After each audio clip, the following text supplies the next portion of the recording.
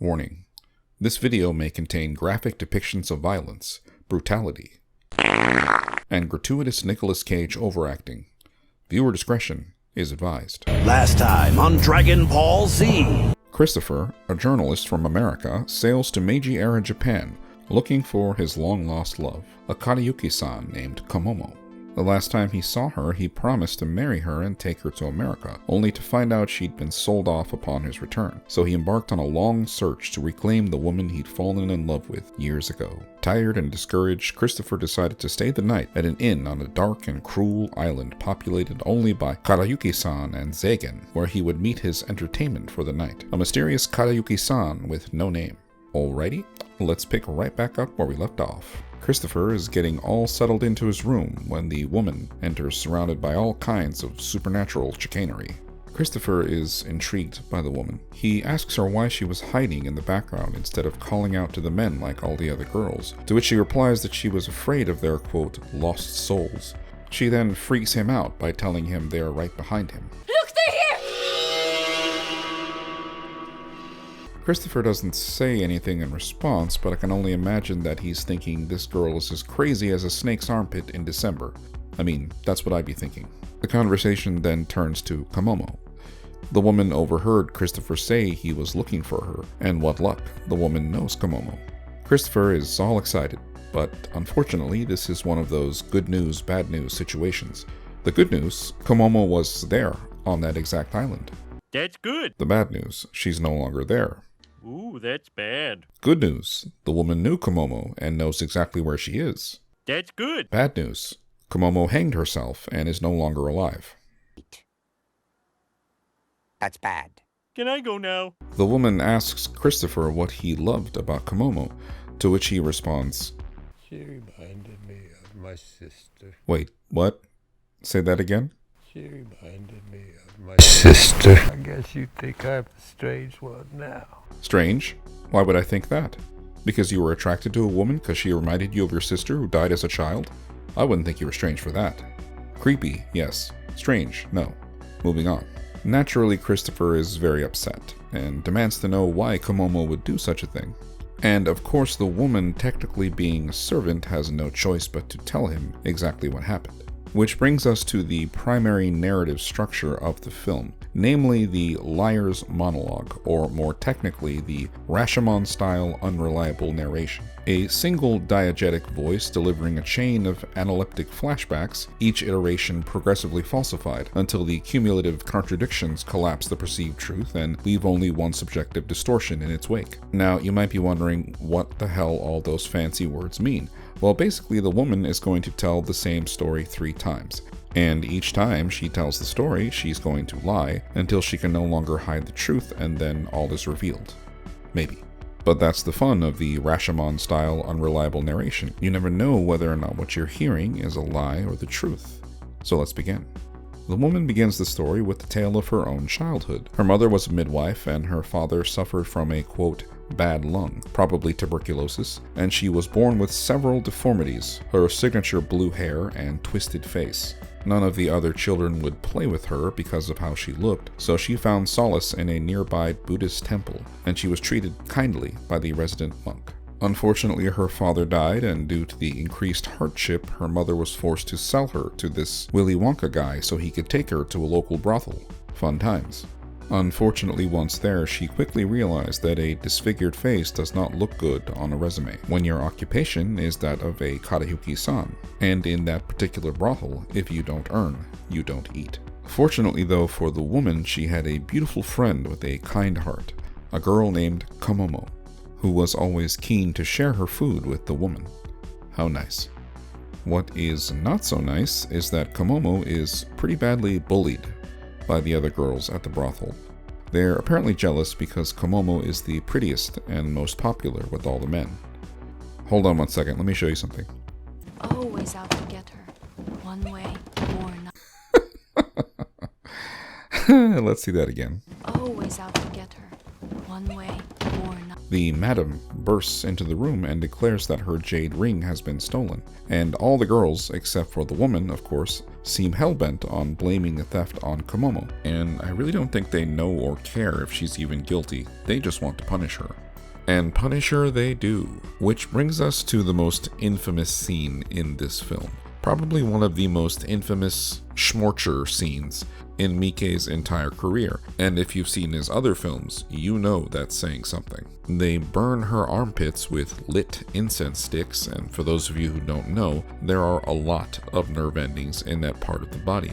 That would be incredibly painful. They insert sharpened shards of bamboo into her fingernails and gums, and apparently Miike told the actress to recall the most painful memory of her life so that she could emote properly. And it shows, because her performance is quite convincing. I am a watcher and defender of extreme and shocking cinema. I've seen countless scenes like this, and I can tell you with confidence that this is one of the most horrifying things I've ever seen on screen.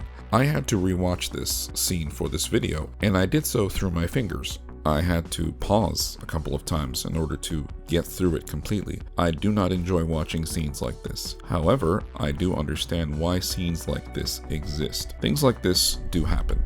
People do behave this way, and I believe Miike enjoys holding a mirror up to society and saying, "Hey humans, if you think this is so horrifying, then why do you give me the inspiration for it with your horrible behavior?" And I am very much a fan of that. However, if you want to watch this film for yourself, and you should, and you don't want to watch this scene, the fast forward button is right there, and there is absolutely no shame in pressing it. Moving on.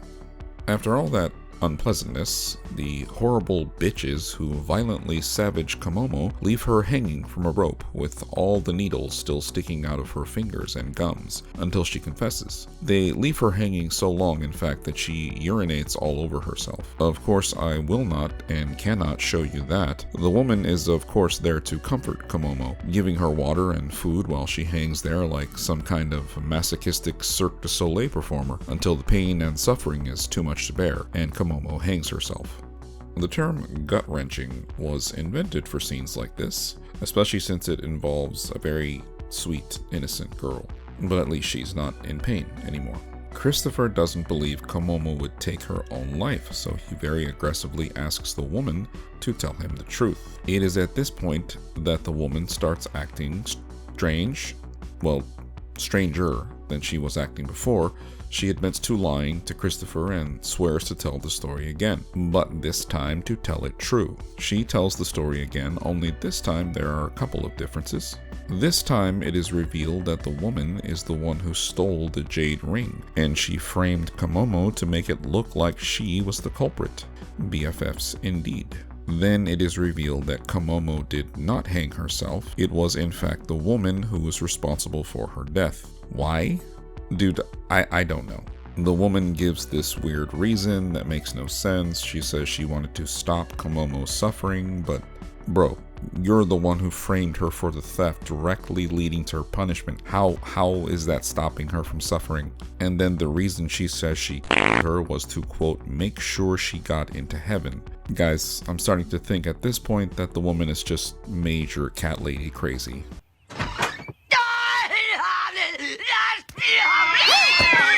Christopher is super pissed now, obviously. The love of his life was killed by a crazy demon cat lady.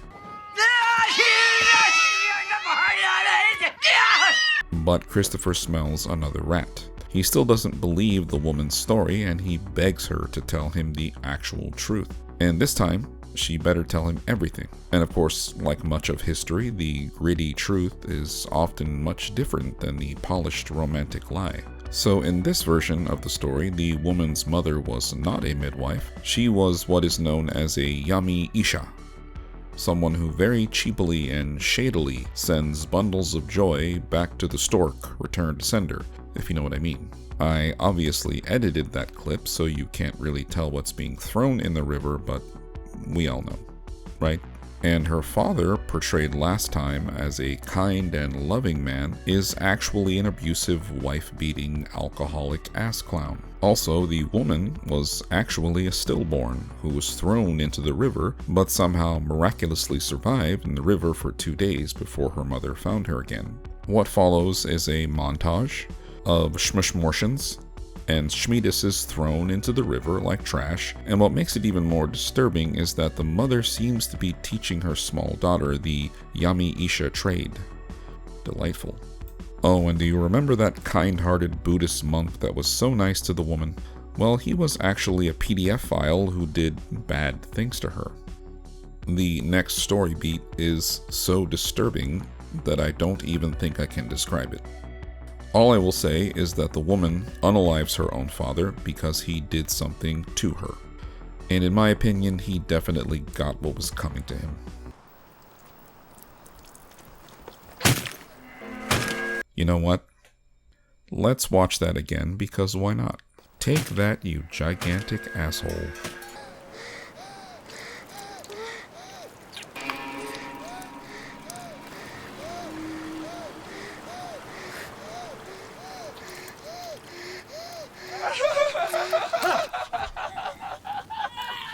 I legit want to know if anyone else was as creeped out as I was when they heard that laugh.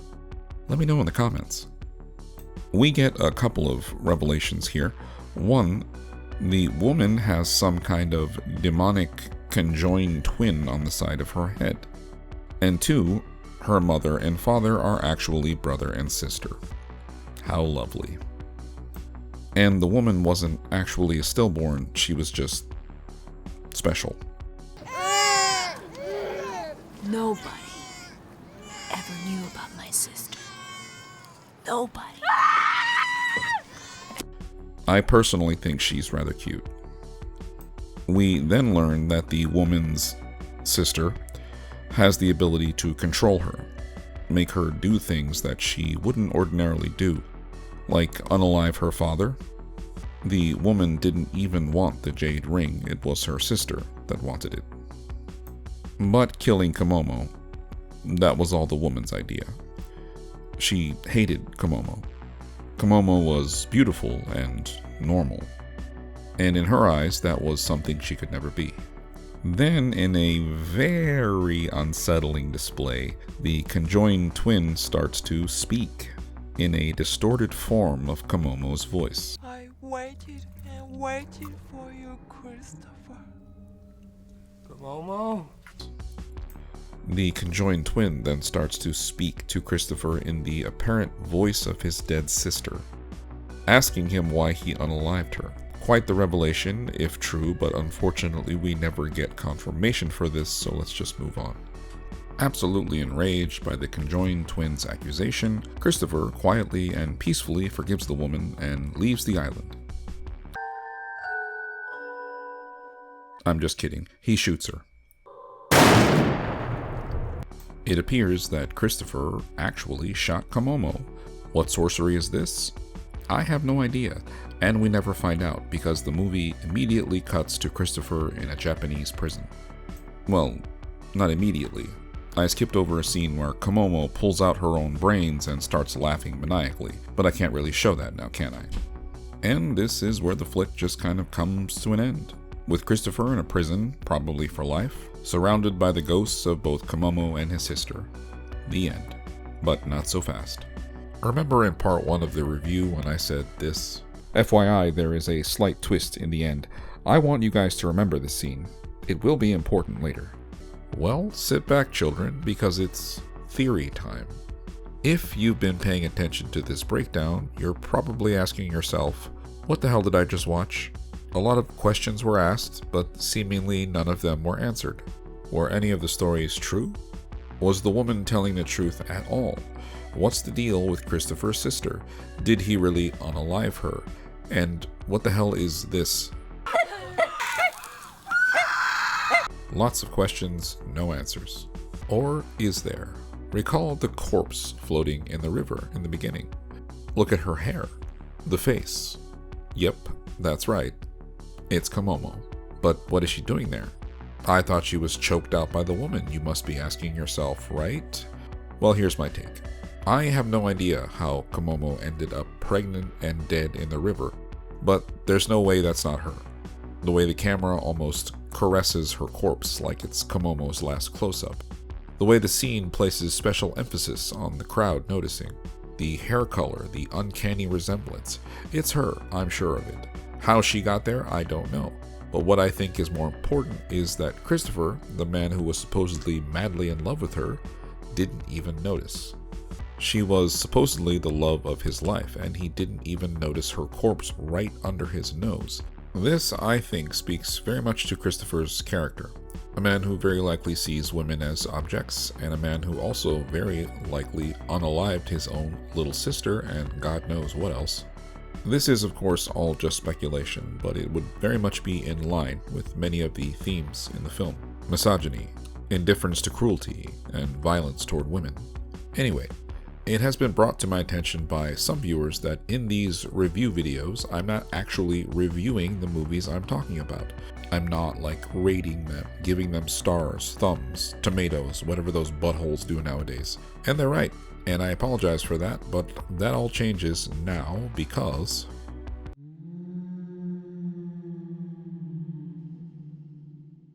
First off, I just want to say that I am obviously biased.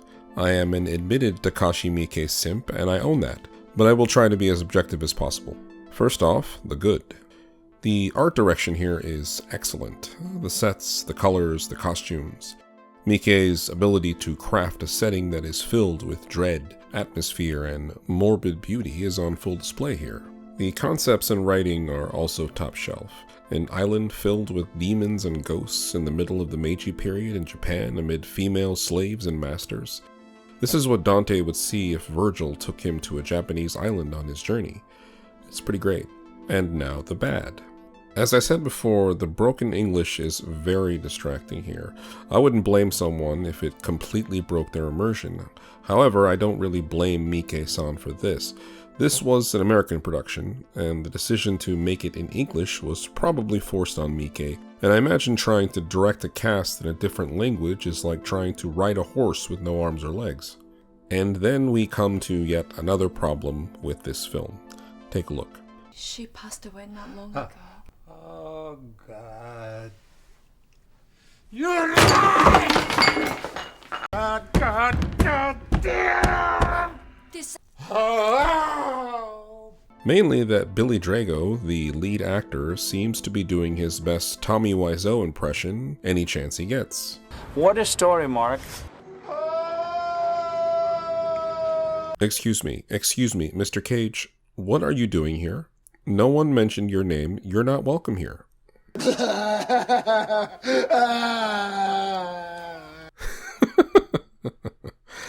Okay, fine, you can stay. But if you start telling people you're a vampire, you're out of here. I'm a vampire! I'm a vampire! Okay, that's it. You're gone. Anyway, hopefully you can see the problem here. Billy Drago's overacting is not really appropriate here. It is funny, and perhaps you laughed, and I did too. But given the subject matter, themes, and tone, the camp is not appropriate here. I'll have to dock some points for that. So Imprint gets 3 out of 5 stars. The art direction and writing is so good, I can excuse the shortcomings. And that was my review of Imprint. What did you think? Did you like it? Could you even stomach watching it? Let me know down in the comments. And as always, if you liked what you saw here, leave a like and subscribe, and I'll see you guys at the video store.